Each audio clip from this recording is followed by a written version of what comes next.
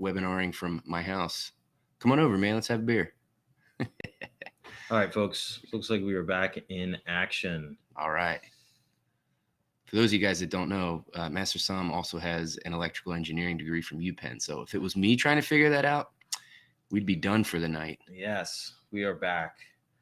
So let's get on with it. Let's do it. All right. So first of all, thank you for joining us, and let us move quickly through the next couple of slides so we can get to the meat of this presentation.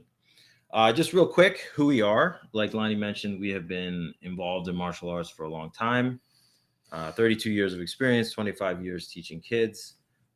Co-owner and operator of Dragon Gym, co-founder of Discovery Group, which is an interesting thing that we will tell you guys about sometime. And then, Lonnie, I'll let you talk about yourself. Isn't that interesting that our bios are almost identical? I've been in the martial arts for 29 years, 22 years of teaching kids. I can't believe I can actually say that. Also the co-owner and operator of Dragon Gyms, co-founder of Discovery Group, along with this guy next to me, Sam. And I'm also a dad. I think that's my greatest achievement. So, what are we going to be talking about today? So it's the 7 mistakes that we've seen parents make over the past 2 decades. And like I said, we're not speaking to you guys from a soapbox. This is just our experiences over the last 20 plus years, watching people learn, watching people grow and figure things out on their own. And the new challenges due to, the changing social and tech landscape. I mean, with all the things that are available to our kids today, our approach and suggestions on turning some of these obstacles into opportunities, big opportunities, and then also more tools to sort of improve outcomes from your children. So Lonnie and I went to an event. It's an event that I go out to every year, and Lonnie joined me for the first time. And we were talking about this idea of, how can we help the parents in our gym and in our community more? And we've always sort of been reluctant to give advice because of, when we started teaching in the martial arts, we were very young, we weren't married, we didn't have kids. And the teacher, the operator of this event, really said to us, he's like, if you take a step back, most people have only dealt with kids as long as they've had kids. Correct. And over the years, we've seen a lot of things that said, maybe there's a better way of doing it based on our experience. And, he suggested, put it out there and see how it's received. So here we are. That's the test. And I'll tell you what, being part of that weekend has changed a lot of things for me. Over the last 4 weeks, my mindset has changed. And this is all hopefully to benefit you guys as well. So thanks for being here. All right, so we're going to jump into it. Of mistake number 1, especially in more recent years that we've seen. So mistake number 1 is what is commonly known as too much screen time. This applies for our kids, and it probably applies for ourselves too. I think it's important to note that this isn't a new phenomenon. It's always been a problem, right? Kids specifically, have watched too much TV and played too many video games. It's just now amplified because smartphones, tablets, screens are everywhere. It can go with you. They can go with you, and wherever you go, there's a screen. They're there. You go to the grocery store, there's anywhere from 2 to 20 screens. You go to a pizza shop, you go to the airport, they're everywhere.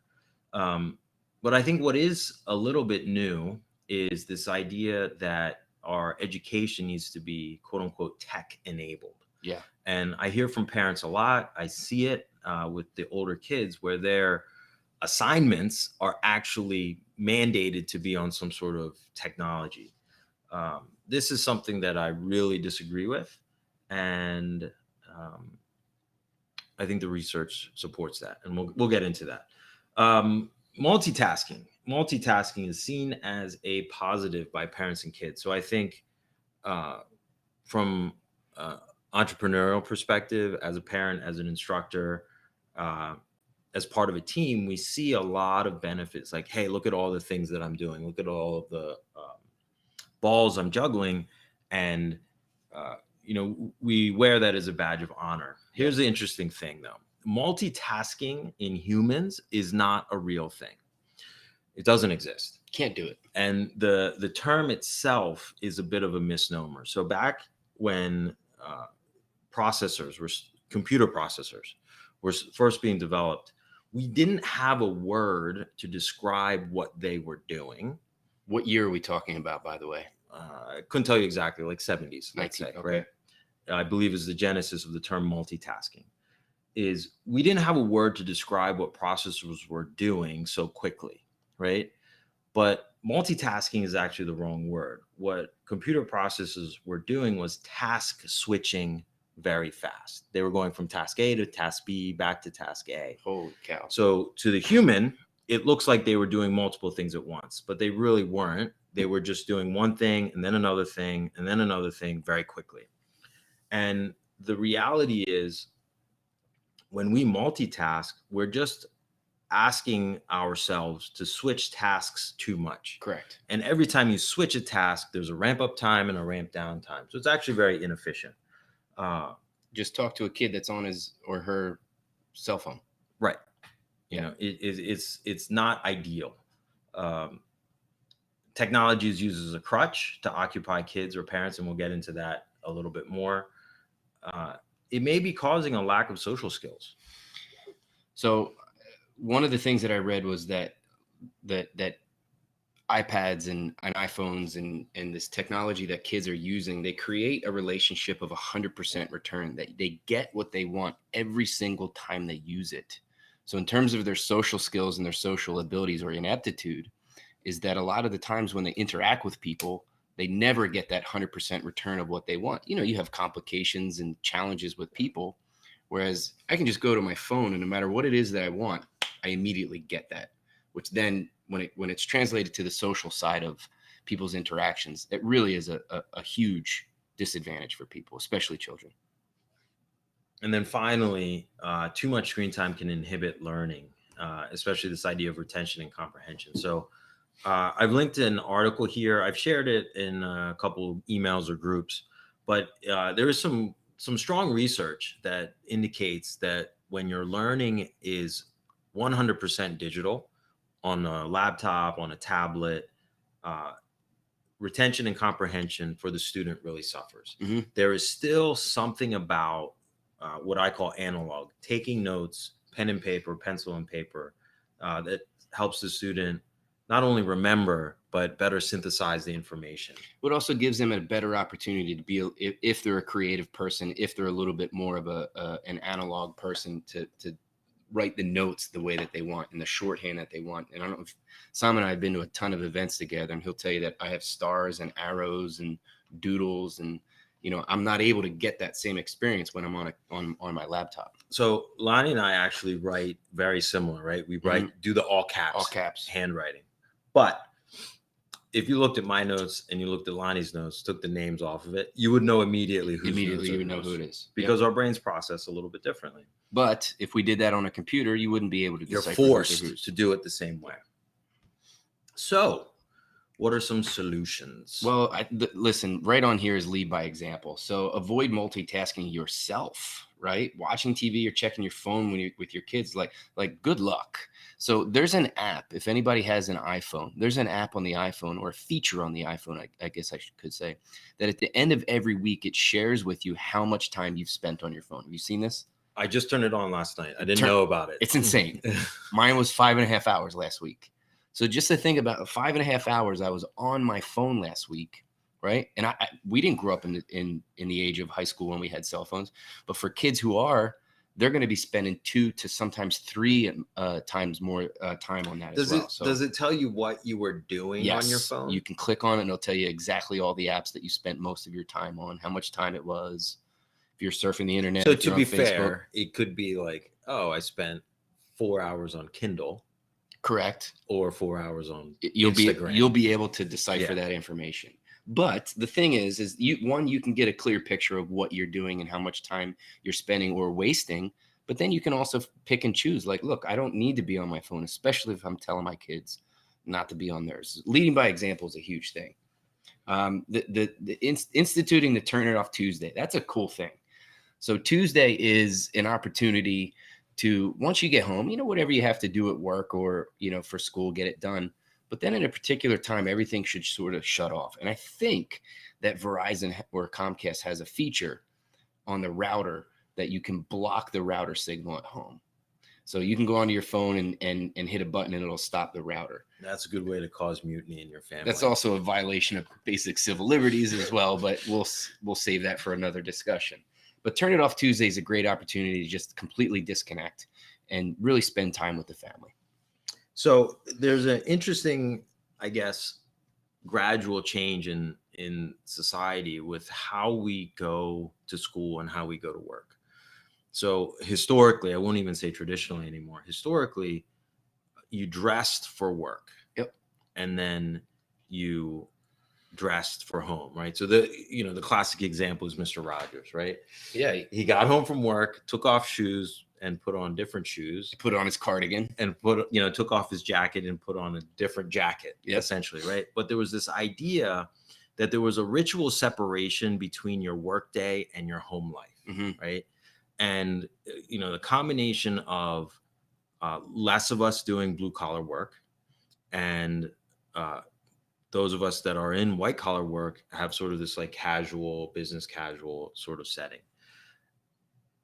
stacked with this 100% of the time connectivity. Yeah. Right. So there's no longer that clear ritual of shutting it off. Right. We don't wear uniforms to school anymore. We don't wear, quote unquote uniform to work anymore. So there's no clear sign like my work day, my school day is over. Now it's time for home life. Yeah. So we need to implement that in a new way, some way. And that's done by creating and enforcing rules with technology. It's especially important when it's time for the kids to do homework. I'm a big fan. We grew up this way. Many of my students, they instituted this with their families where there's no computers or technology in the bedroom, right? So even the computer that's needed to write your papers, it's in a central area.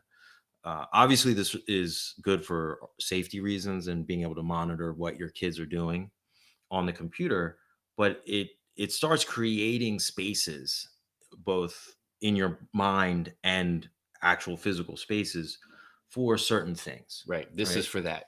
Right. So we get home, we do the homework in a common space. If we need to use technology, we do it in a common space. And this is what this is for. And when we go to other spaces, we don't use technology. We interact with each other and real humans. And it's important to use positive reinforcement, especially with younger kids. So like, what are things that you can do to incentivize them to follow these rules? Right. It might be something as simple as giving them a sticker. How about that? Which is working well. Next solution is this idea of employing a habit bundling strategy. So habit bundling is a well-known concept, but the idea is simple. Bundle what you want to do with what you have to do, and you put those two things together. So this applies for adults as well. One thing that you might have to do is take some sort of supplement, let's say like fish oil. Okay. So what can you bundle taking your fish oil with that you do anyway? Coffee, right? So you put your fish oil next to your coffee mug, and that's an easy reminder to take your fish oil every time you make a cup of coffee. So think about the types of things that you can do. What are the things that your kids want to do? Right. And bundle it with the things that you need them to do. Could be homework combined with actually playing a video game. Right. Right. Could break that down for every task. Yeah. Doing their laundry or brushing their teeth or washing their hands after they go to the bathroom or whatever that might be. But it's an interesting concept. Mistake 2. Are we on that already? Let's just reference some of the research that we did here before we move on. You got that. Number 1, there's this idea of family dinner. Is family dinner like a correlated thing or a causative thing? It's probably correlated, not causative, but there is research to show, if you do family dinner, the outcomes for your kids are better later in life. Go to college, better employment, family situations for them. So I can't say that it's, having family dinner will cause it, but it seems to be correlated with better long-term outcomes. There was from earlier this year, a study from San Diego State University that they found that just reducing screen time by 1 hour led to more happiness in the kids that they studied. So, good news there that if we can just remove 1 hour of screen time from kids, they will be happier. That's something that we can all do.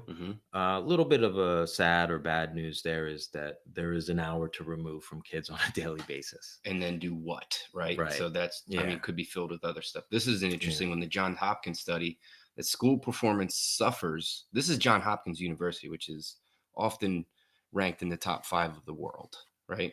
School performance suffers when students socialize on their phone. Face-to-face relationships also suffer. And this is a sort of a, not to beat the horse to death, but, kids in this day and age don't really know how to speak on the phone. They don't know how to talk face to face the way that we were, because we were forced to do it. We didn't text each other. We didn't have, direct messages when we were growing up. And it was the only way that you could actually speak to somebody was face to face, or you called them on the phone. So, I always say that I really feel bad for a lot of these young men because they don't know how to ask a girl out anymore, right? Yeah. They're just going to do it over a text message. Yeah. So, and then that often does not go well.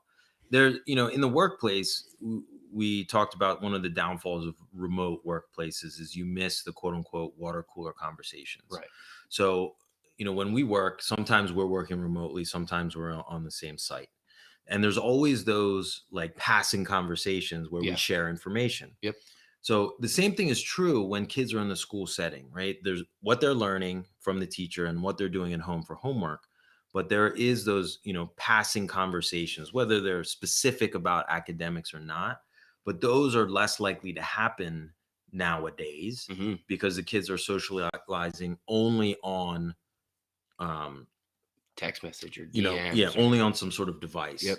So, it's important to remember that there is more to interacting than just communicating. Correct. And by the way, guys, if you're still on here and you'd like to chime in and get some input or have a question, feel free. Yeah. Type something in the comment box, or you can pose a question. We'd love to hear from you. Yes, we would. So mistake number 2 is procrastinating on proper meals. The whole, as long as they want to eat something mindset, I always had my grandma was like, it's good for you. I'm like, now that I think about it, it was like wheat enriched pasta with spaghetti sauce that was laden with sugar. But it was so good. You ain't that meal will never be able to be replaced. But, the theory is get the calories in, it's waiting till they're a little bit older to develop and enforce healthy eating habits, which is, how do you steer that boat back on course? That's a tough one. Using food as a reward. And typically, we do that a lot with kids. Halloween just happened. Yeah. So there's this idea like, hey, if you behave well, you get to go trick-or-treating and you get to have a piece of candy. Right. Why is that the carrot? Why is that the carrot? Why isn't it a carrot? Why isn't it a carrot? And then there's this idea, like finish your plate. There's starving kids in India. Right. So that's a little bit of a tongue-in-cheek joke, but like literally how we were brought up. And I think a lot of Americans. Did your parents say that to you? They actually said that to us. So, like respecting and being grateful, right. for what we had growing up in this country, and like not taking for granted the abundance of food that we have, but the, you can't get up from the table until you finish your plate can also lead to bad habits. Right. Karen's saying the same thing. Never allowed to leave the table unless your plate was empty. Yep. That can actually instill sort of this subconscious reward system of overeating. Yeah. Well, so really quick story is I was in Samoa 2006, and I did not understand the culture because Karen, I had the same thing where I was never allowed to leave the table until my plate was empty. But in Samoa, you're supposed to leave food on your plate when you're finished. Hmm. So I didn't get this. If you finished your plate, that means that you wanted more. And if you've ever seen Polynesian food, it's starchy and carby. And I came back from that trip at 202 pounds. So the fact is, I was finishing my plate. I didn't understand the cultural cues, but I kept finishing my plate, which is sometimes, your kid might have the amount of calories and fat and protein that they need in that particular meal, and it's not just about finishing that meal. So it's also about not really knowing what's healthy, or also not knowing what's bad for your child's health. So here's some solutions for that. Kids eat healthy and have better mental and emotional health. That's a 100% fact. If you're getting the proper nutrition in, your body systems are working well. The hormones that are supposed to be developing at this particular point of age are happening as well. So creating a healthy eating mindset and habit as early as you can. How early we talking? You know me, there's no moderation, so I would say zero Zero years of age. 0 years old, right? So my wife is actually doing this now with our daughter, where we're feeding her whole foods. Of course, some of them are ground up and stuff like that, but it's we're following certain philosophies of eating that we follow as well. Yeah, when my daughter was very, very young, we used to joke around, like we had the same meal, right? She'd have a bottle of formula, I'd have a protein, whey protein shake in the morning. And then she started eating solid foods, and she eats eggs, I eat eggs. Yep. She eats cottage cheese, I eat cottage cheese. She eats fruits, I eat fruits. So it's it goes back to the same thing, is leading by example. Is they are going to enjoy eating what you're eating. Mm-hmm. So it's doing it together. This, I think, is really important. The idea of flipping the pyramid. Yep. So or like you have in the notes, just throw it out completely. Throw the pyramid out. So the old food pyramid was this. What was at the base of the pyramid? Grains and like whole wheat products and things like that, which we've come to know carbohydrates through research and different researches and universities that grains aren't necessarily the safest things for humans to eat, especially in having them as the base of our diet. So there's a lot of research out there on things that we should be doing, but grains are to be the number one thing that kids should be eating should be rethought. Yeah. So I think the pyramid used to go grains at the base, meaning have mostly grains, then protein, then fats. Mm-hmm. And it turns out that recommendation that they were making for the last 40 years or so could be wrong. And fat, if you understand the mechanism of how fat works in the body, may not be so bad after all. Right. And then, high in protein. So fats, proteins, and then your carbohydrates coming from greens, fruits, and vegetables seems to be the best way to go for kids and adults to stay healthy and stay lean. Right. Which is better for all of us. Replace the sweet treats with healthier snack-like options. What are they? Oh man, just go to Whole Foods. Look around. There's all kinds of stuff out there. There's nuts, and obviously if there's nut allergies, you can't do stuff like that. But combining what they like with what they want. I guess this goes back to sort of what you were talking about a minute ago, Sam. Yeah, I mean, this goes to the habit bundling idea. Mm-hmm. Combining what they like with what they want is, as much as I would like to be an absolutist, kids can be fickle. Yep. And it's accepting that and making sure that, it's not a battle every single time. You will have to make compromises. One of the ways we do it is this idea of offering an A or B choice instead of yes or no choices. And this works really, really well for us, and it works well for the families that we suggest it with. Because it puts you in the driver's seat. It puts you in control of the things that your child is going to have. But it gives them the perception of control. It's a little bit of manipulation, which is... I wouldn't say it's manipulation. No? I would call it persuasion. I'm persuading them. So for example, right? Hey, daughter, do you want eggs for breakfast? No. She can say no. Right. Right. Alternatively, I will say, daughter, Do you want eggs or cottage cheese for breakfast? Right. And now her brain has to think of one of the two. Correct. And then when she says what she wants and you give it to her, she wins. She wins. In her mind. That's the key. She wins. So my wife jokes around is like, because my daughter and I get into it, as you can imagine. She's like, what's the point? You're arguing with yourself. You're like, yeah, that's not going to help. Fruit. Now, there's a lot of things going around talking about you should only eat fruits that are in season in your particular area. Listen, fruits are fine. Chill. Just eat fruit. Chill out. Stop reading some of this stuff. No, nobody got fat from eating too much fruit. Nope. But it's sweet. There's sugar. Kids love it. Kids love it. Yeah. And here's the other thing. If you eat too much ice cream, you're going to get sick of ice cream. So if they eat too much fruit, they'll just move on to something different. Yeah. And like we said, an occasional treat is still okay. Yes. Don't have to be crazy. Mistake number 3. Man, neglecting relationships. Not spending quality time with the whole family, your spouse, each child individually, your siblings. And I'm going to put this one in here, yourself as well, right? It's carving out some time in your day to really focus on you, but not paying enough attention to sort of sibling dynamics. Like, how are your kids learning how to interact with each other? How is their conversation changing as they grow and mature and have different experiences? And then some also on here you wrote, see mistake number 1. You want to?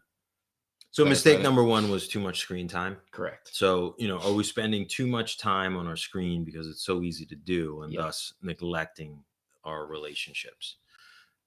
How do we fix those things?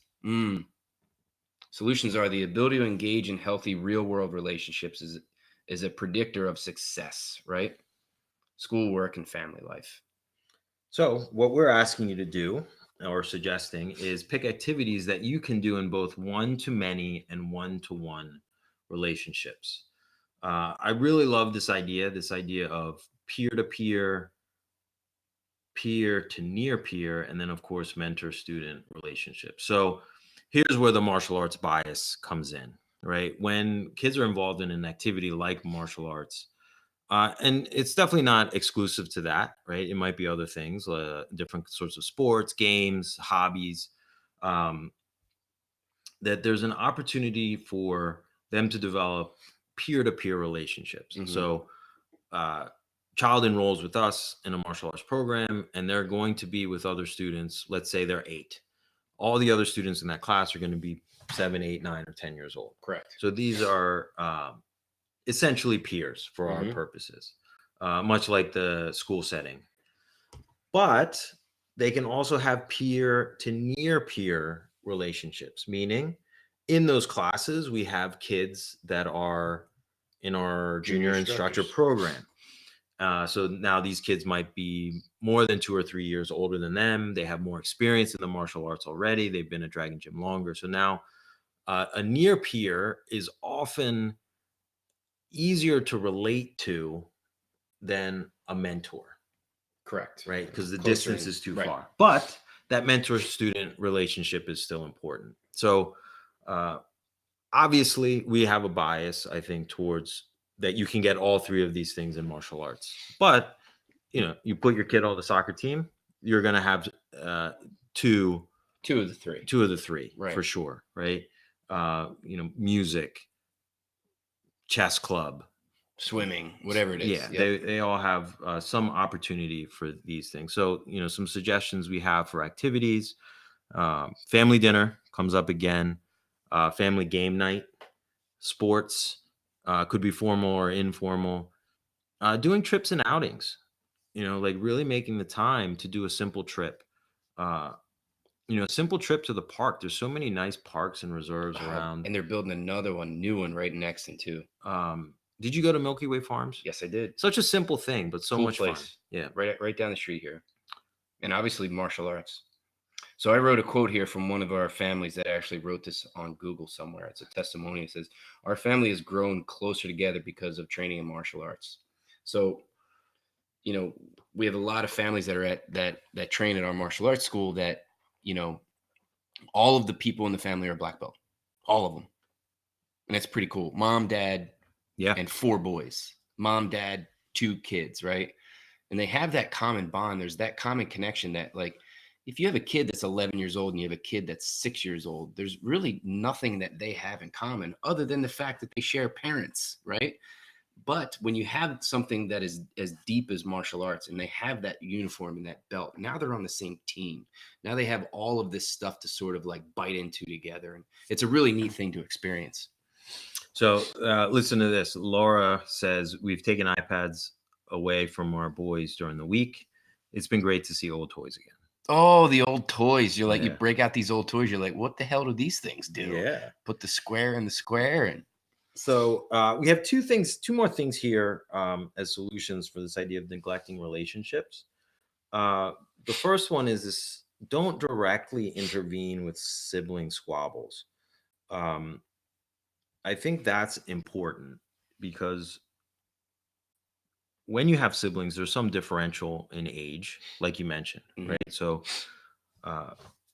like my sisters are quite a bit older than I am, but that difference seems huge when you're a kid. Yeah. But later in life, it becomes insignificant. Yep. Right. So A lot more relatable. you know, your sister's like 2 or 3 years older than you. 2 years. Yeah. You know, so when you're 10, 12 or 13 seems like a different Oh, world. she was in a different universe than me. Yeah. I didn't know anything she was doing, but now we're relatively the same age. You're Seems like adults. it. You know, 18 months apart. Yeah, that sort of goes away. So it can be very tempting to sort of step in and break up the fights. But what we are inhibiting is the ability for siblings to sort of understand how to deal with contentious relationships. Yep. They won't be contentious all the time, but isn't it better that they learn how to deal with difficult situations with a loved one? Yes. Before they have to deal with it, whether it's a classmate or a coworker or a teacher or a student. Because those things were solved by them, by mom and dad all the time. So it's this idea of learning how to cope with difficult people, but also how to negotiate this sort of contentious relationships that we're talking about. And then finally, save the, and I have it in quotes, adult conversations for after the kids are in bed. So by adult, I mean, there are certain things that you need to talk with your spouse and partner that it's not they're necessarily inappropriate for the kids to hear, but the nature of the subject may be high or low stress. Correct. And that whether the kids are involved in that conversation or not, they will be dragged in, definitely. Yeah. Dragged in. Sort of into the emotional ethos of that conversation, right? So it's best to save those sort of conversations for after the kids are in bed, so that you can talk about those things at length. You're not stressed out about dinner and getting them to bed in the first place. That you can have a meaningful conversation about what's happening, and the idea of having it after the kids are in bed prevents you from needing to have those conversations first thing in the morning while everybody's trying to get ready for the day. Everybody knows the morning times are nuts. So if there are things to discuss and things you need to plan for the next day, the next week, do it after the kids are in bed, so your mornings are clear and there's no misunderstanding of conflict for the kids. Moving on. Number 4, numero cuatro. Too many choices. So one of the things that I picked up, and I'll be honest, the gentleman that delivered this presentation of the confused mind always says no wasn't really impressive to me. But this line that he said, he could have walked into the room, said this, and left. The confused that may mind have been better for all of us. A confused mind always says no, and that's whether you're a salesperson or whether you're a parent. That's a really, really big takeaway from this thing. We feel like we're doing the right thing by giving many options and opportunities to kids, where a lot of the times we're just overwhelming them. Kids are overscheduled and overwhelmed. And I wrote this, ice cream is great, but when you have too much of it, it makes you sick, right? We constantly see people that are running around like nuts, trying to get their kids to all of these different things and activities. Causes frustrations for the parents too. Is the car the 4th member of your family, right? assuming that you have, 3 people in your family, could be the fifth member. You're splitting your time between home, school, the car. And I know just taking my 8-month-old daughter in places, getting into the car is a huge stress. Getting out of the car could be a huge stress. Well, it's the stresses quickly stack up. Mm-hmm. So let's control them where we can. Right. Both for our kids and for ourselves. Correct. Right. So here's some solutions to that. You want to dive into them, Son? Let's do it. So still provide some choices. The reason for this is we don't want to make all the decisions for our kids. We want them to start making those decisions. And first, implicitly, and then I think eventually explicitly, they'll start to understand this idea that saying yes to something may mean that you have to say no to one or more other things. Of course. Right. And teaching kids that idea that there is a consequence, there is sacrifice to be made for their decisions. So I have found for myself, my students, and my daughter, that this idea of 2 to 3 options is sort of the sweet spot. Mm-hmm. But this could be diet, this could be activities, this could be everything, right? So that 2 to 3 options are things that you're going to control as the parent, and then give them the illusion, I guess, that they're the ones making the decision. This is another big one, is learning how to say no to opportunities. So, you talked about, this could be with all kinds of things, play dates or, ice hockey or whatever it might be. But, if they're going to do something, then that's going to eliminate time from something else. So, learning how to say no to things as they pop up is a really good skill to have as a mom and dad.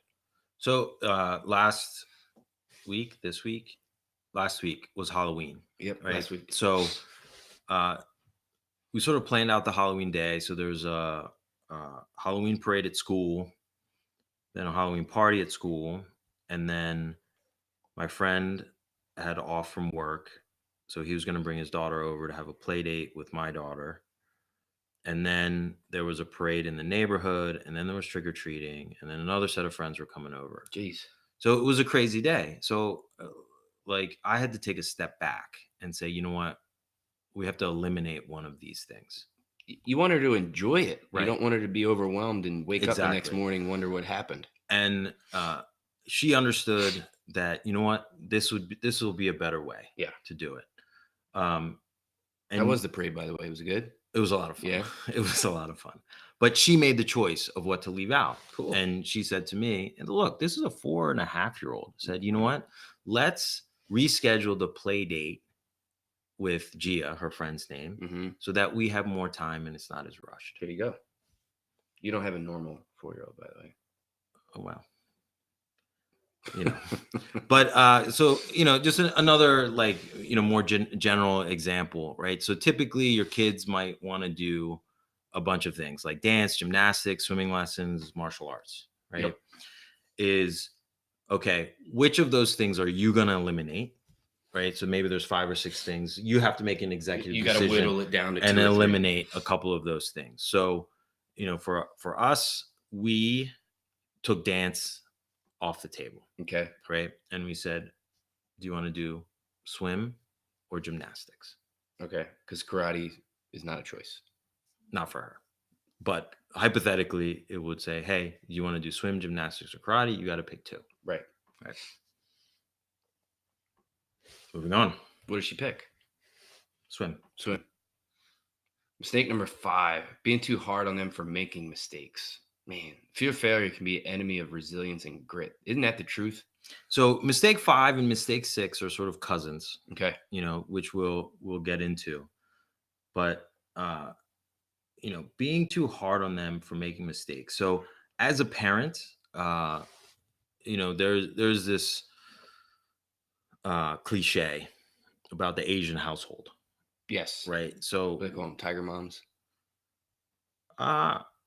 I've heard the term parents. tiger mom. I'm not totally familiar with what exactly it means, so I'm not gonna reference it. But so the cliche of the Asian household is something like this, right? And it's something that I grew up with specifically. So you bring home a grade and you think it's a good grade, right? Grade, like a grade on a test or Yeah. something. Okay. Yeah, like on a paper or a test or something, and you get an A, and you're like, oh, that's great, I got an A. Why didn't you get an A plus? Okay, well, that's, I don't know. I got a 98 out of 100. Isn't Yeah. that good? No. Why didn't you get an A plus? All right, next time you get a 100 out of 100. Why didn't you get extra points? Mm-hmm. Well, there weren't any available. Well, did you ask? Well, no. So in one sense, they did that, and we do that because we want to push our Yes. kids, right? But if it's not done in the right way, it's very defeating. Like, I got a 98 out of 100. Well, why bother? They're not going to be happy anyway. Correct. Right. The other is, if you're afraid of making mistakes because you might not get a perfect score, that's not good either. No.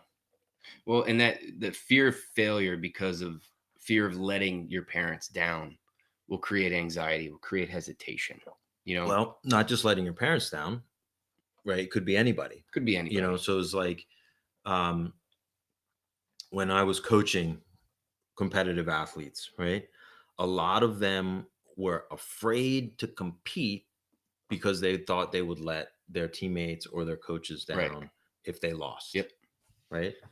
So this idea, I think, is,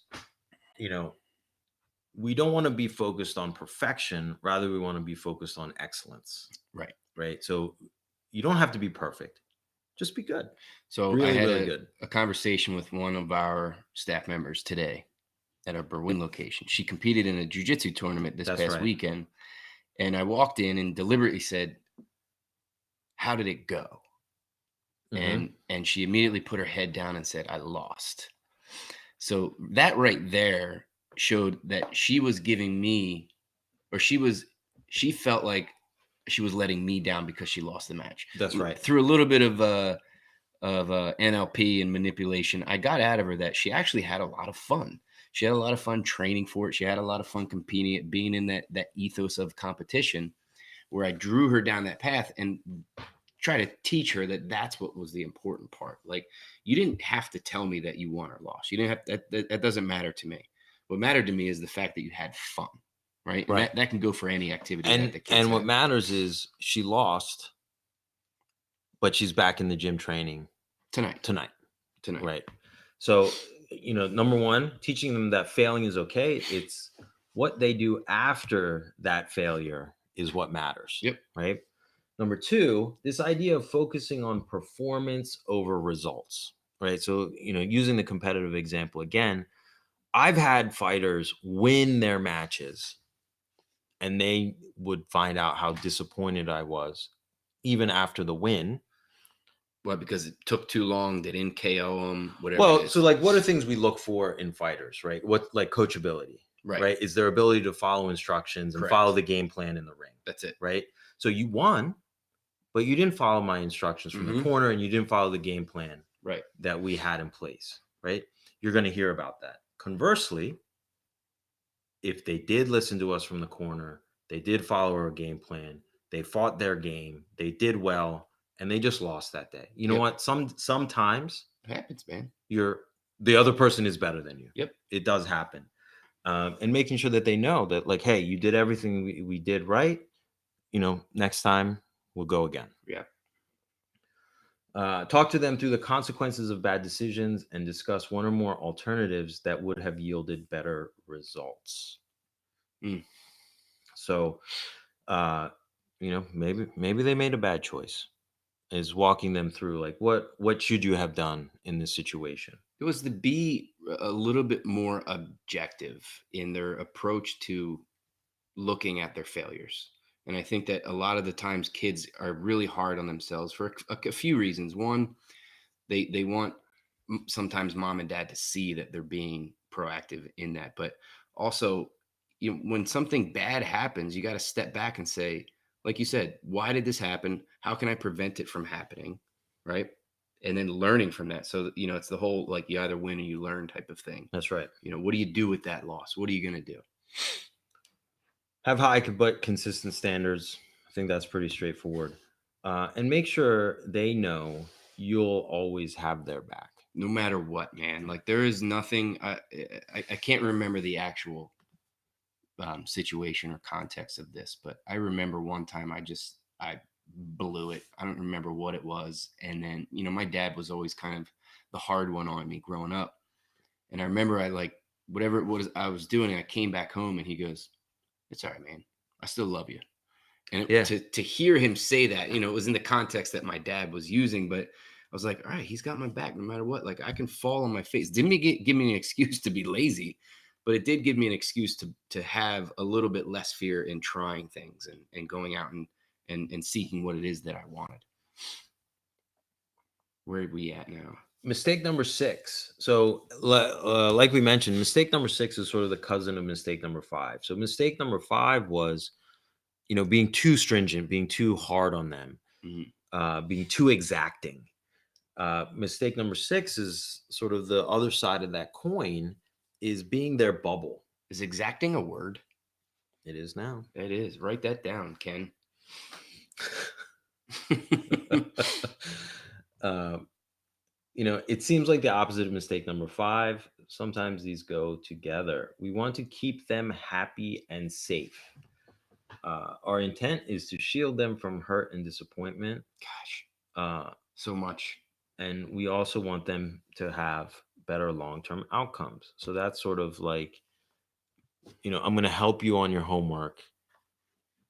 Okay, I'm just going to answer this problem for you. Right. So you get a good grade.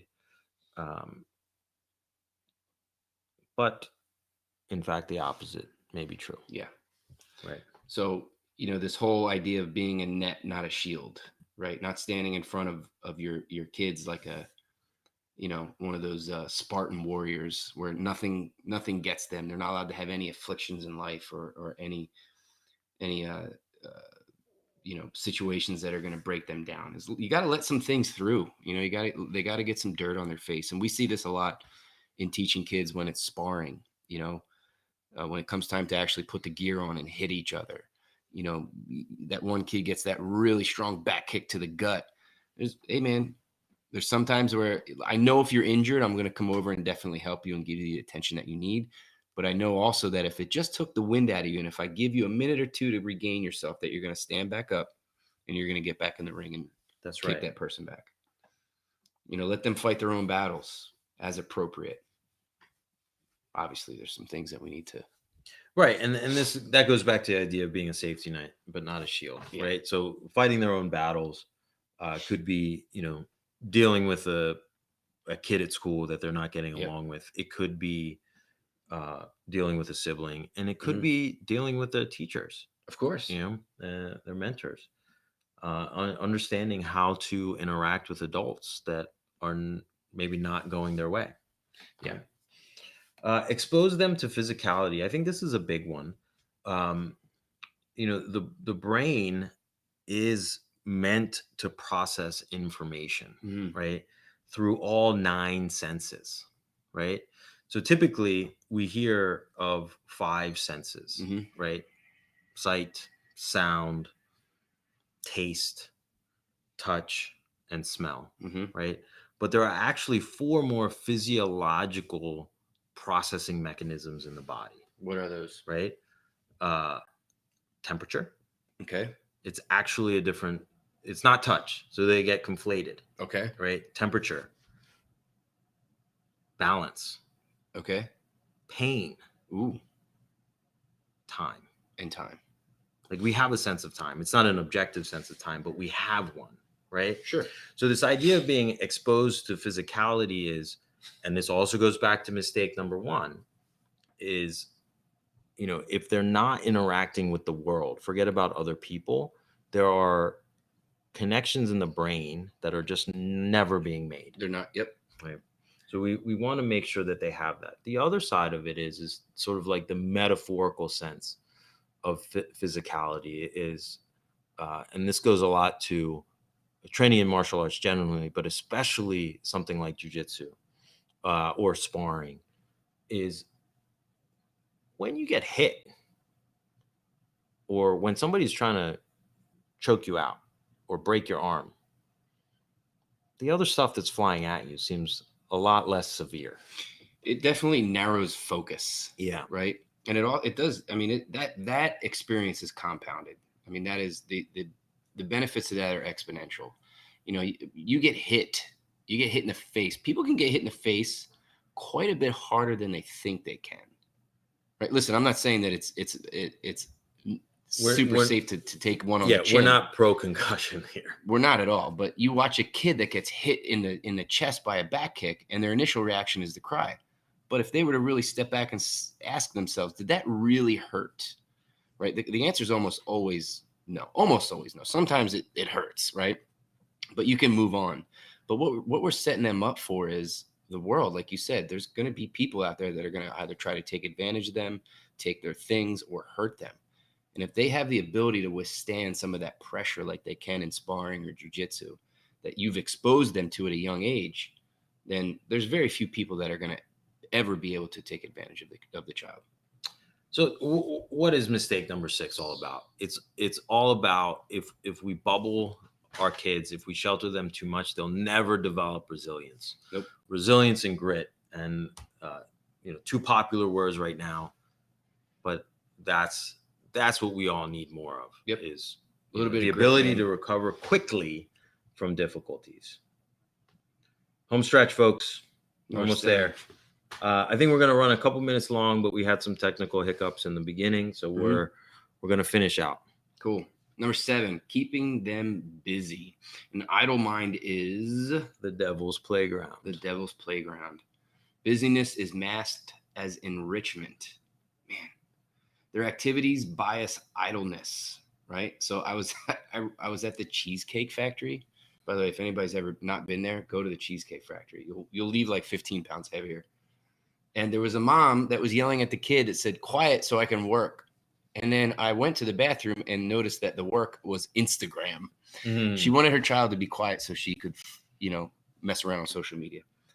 We don't want them to be bored, which is, people think that boredom is not necessarily a good thing for children. However, well, my sister has 3 kids, and she used to say, like, when they get quiet, I get concerned. Yeah, because then they're up to something. So there is this idea, like, if they're not doing something, then they're gonna get into something no good, right? Which is a possibility, of course, right? And who hasn't? However, boredom leads to creativity, of course. So we have Sam knows this part of my family well. My mom has a sister that lives up in the backwoods of Maine, and they raised all their kids there, and they never had any electronics in the house. They don't have a TV. They didn't have anything. Mm-hmm. You've been to their house. Oh, yeah. You remember how much art there was in their house? Oh, everywhere. The whole family played instruments. I mean, there was nothing else to do other than to find something to do. And they grew and cultivated their own food. They had goats and chickens and all kinds of stuff, but it led to this unbelievable amount of creativity in these children. And now they're all 3 insanely successful kids. So that the creativity is definitely something that needs to be nurtured. Stick them in a room, let them figure it out. Well, I think there is a lot to that. Of course, with the technology is, I forget who it was. I can't remember, but it was a very famous musician who was being interviewed, and they asked him, and this was in like the heyday of like VH1 and MTV, right? And they asked him, like, why didn't you ever make a music video? It's like a clear path to making millions and millions of dollars. And he said, like, that is the music video is the antithesis of music, because the beauty of music is even more so than like listening to a story or a book, right? Because the narrative is very specific and descriptive of what you should. So like, I'm reading a book, a good author will paint the picture for me, correct, in words, right? But music is something that, it has lyrics, but it's much more emotionally evocative, right? So when it's only the music, it forces your brain to create the rest of the image. So he said, why would I do that? Why would I make a video and take that away from my listener? We gotta find who that is. I got to go back That's incredible. and find that. There's something that happens when you listen to a song, especially if it's a song that is from back in your childhood or the high school years, is that you may have a flash of an image in your head that you go back to every single time you hear that song. Yeah. You paint your own picture in that sense. That's right. So you'll be surprised, if you force your kids to go outside. So my wife and my mother-in-law told me the stories. Like, so my mother-in-law had 4 kids, and she used to say, I'm mopping the floors, and would lock them outside. So it was like either she had the cleanest floors in the world, or it was just the line. She was kicking her feet up. Yeah. But the idea is, like, just, you don't necessarily have to send them outside, but they'll figure out something to do. Yep. They will make toys out of nothing. Yep. There was a comment there. You put the iPads away, the old school toys come out. That's what they're going to figure it out. And I'm sure that they're probably the ones that went and found them. One more line here. Meditation, mindfulness, breathing exercises. They're not necessarily the same, but I think related. This was a practice that I was introduced to very young. And I think it has served me well my entire life. This idea of going back to some sort of meditation or breathing exercise. Something that I learned from my grandfather when he was visiting. We practiced together. So one, it goes to those relationships, the one-to-one or one-to-many relationships. In this case, it was a one-to-one relationship. Definitely not a near peer, but a far peer. But you're receptive sometimes, just like students are receptive to us as their martial arts instructor more than they are to their parents. Right. So sometimes you can have that relationship with a grandparent too. But it's something that we did together. And it's probably a memory that you have, and it's still something that you remember in terms of the operational mode of how to actually do it. It's also, it was novel, right? Like, what is this strange thing that this guy that, speaks not so great English, is teaching me to do? And it was combined with some stick fighting, so that was cool too. Come on, man! But that's awesome. But like, think of how can we incorporate these sorts of things like meditation, mindfulness, or just plain old breathing exercises in a novel way with your kids or maybe with your grandkids. In my opinion, it will serve them the rest of their lives. Of course. Yep.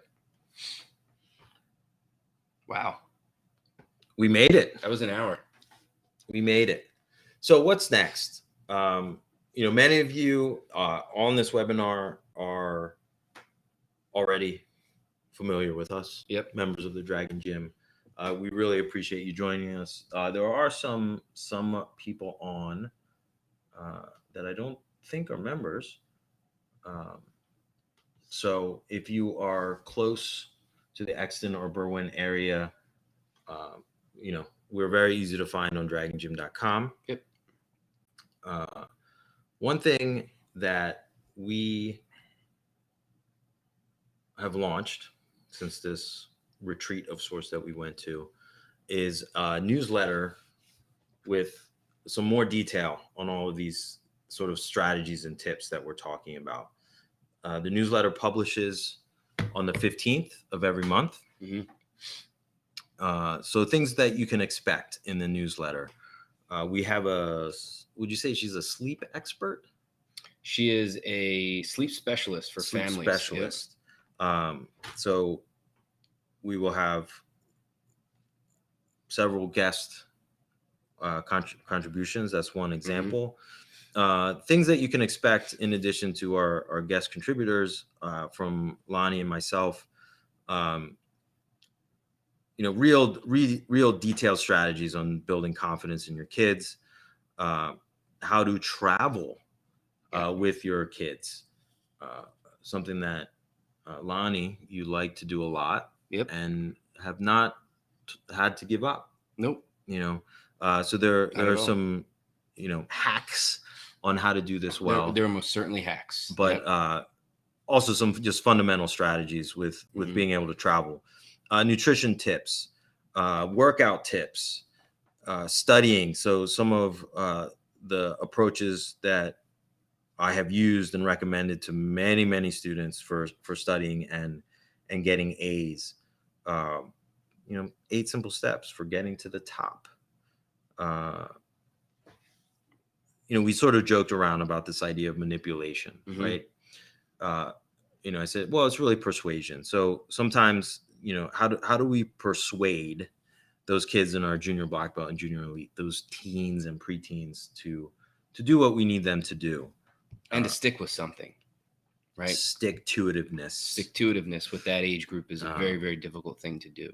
And some ways to connect better with your kids, because that important thing of connection, is sometimes lacking. Yeah, I'm really excited about this newsletter. In addition to the guests that we're going to be having each month, just the amount of material and the type of material, quality of the things that we're putting out and addressing, I think are going to be of high interest of anybody that's a parent, whether you're local or not. Things that we've experienced personally, things that we've seen different parents go through. And this is going to run the gamut of just about every single topic that we can imagine. So, I haven't been excited for something like this in a long time. So you see a link on your screen, www.somnathsikdar.com, DG Parenting Best Practices newsletter. This newsletter is $47 per month. You can cancel anytime, but as a thank you, if you use that link specifically, it will be available for a pre-launch price of just $29 a month. And like I said, you can cancel anytime, but I think you'll find a lot of value. First edition's done. It is done. It's done. It's ready to go. It's ready. We have our guest contributor that submitted everything. That's a good article, and looking forward to getting to the next one already. So let us wrap it up. This is Sam Sikdar. I'm here with Lonnie Beck. Thank you so much for joining us and sticking through with us for this hour. If you don't know where to find us, dragongym.com is a good place. Also, somnathsikdar.com. You can get in touch with us. If you guys are already members of the Dragon Gym, Facebook is probably a quick and easy way to get a hold of either of us. That's Facebook. It. Yeah, thank you guys. Thanks everybody for sticking around. I appreciate it. And more to come. So stay tuned. See you later.